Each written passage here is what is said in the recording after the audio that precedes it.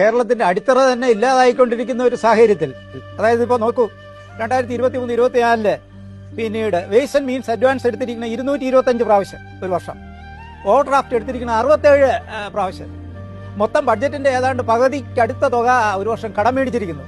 അങ്ങനെ പിന്നീട് ഈ തകർന്നുകൊണ്ടിരിക്കുന്ന ഒരു കേരളം, ആ തകർന്നുകൊണ്ടിരിക്കുന്ന കേരളത്തില് ഈ ജനങ്ങളുടെ ക്ഷേമത്തിന് വേണ്ടി എന്തെങ്കിലും ചെയ്യണമെങ്കിൽ പണം ഉണ്ടായേ പറ്റുള്ളൂ. നമ്മളിപ്പോൾ എല്ലാവരും കേൾക്കാനായിട്ടുള്ള സുഖമുള്ള കാര്യങ്ങളല്ല, അത് തരാൻ പോകുന്നു, ഇത് തരാൻ പോകുന്നു, മറ്റേ തരാൻ പോകുന്നു, എല്ലാവർക്കും വേണമെങ്കിൽ പ്ലെയിൻ തരാൻ പോകുന്നു എന്നൊക്കെ ഈ പറഞ്ഞുകൊണ്ടിരിക്കുന്നതിലൊന്നും ഒരു കഥയില്ല. കാരണം അത്രയും പരിതാപകരമായിട്ടൊരു അവസരം. കേരളം ഞാൻ നേരത്തെ ചൂണ്ടിക്കാണിച്ച പോലെ സമ്പൂർണ്ണമായിട്ടുള്ള കടക്കണിയിലും തകർച്ചയിലേക്കും നീങ്ങിക്കൊണ്ടിരിക്കുന്നു.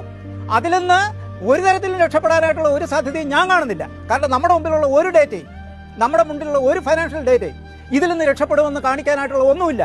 എല്ലാ വിഭാഗക്കാരും, അല്ലെങ്കിൽ സർക്കാരുമായിട്ട് ബന്ധപ്പെട്ട് നിൽക്കുന്ന എല്ലാ വിഭാഗക്കാരും, അല്ലെങ്കിൽ സർക്കാരുമായിട്ട് ബന്ധപ്പെട്ട് നിൽക്കുന്ന എല്ലാ രംഗങ്ങളും, എല്ലാ വികസന മേഖലകളും, എല്ലാ ക്ഷേമ പ്രവർത്തനങ്ങളും സ്തംഭനത്തിലും തകർച്ചയിലേക്ക് നമ്മൾ നീങ്ങുന്നു.